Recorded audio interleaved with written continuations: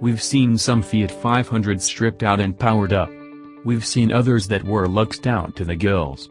We wouldn't think the two ends of the spectrum would fit together in the same package, but Romeo Ferraris is here to show us otherwise. The latest project from the Milanese tuning house is called the Cinquone Qatar, and channels the, spirit of the Persian Gulf by packing everything they could fit in a 500.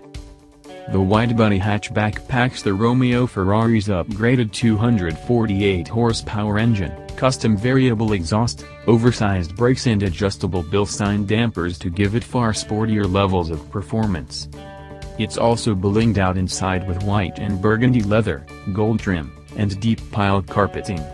No back seats, though, as they have been removed to make way for a roll cage and a pair of racing helmets. Finally, there is a little table extending from the dashboard with a pair of champagne flutes.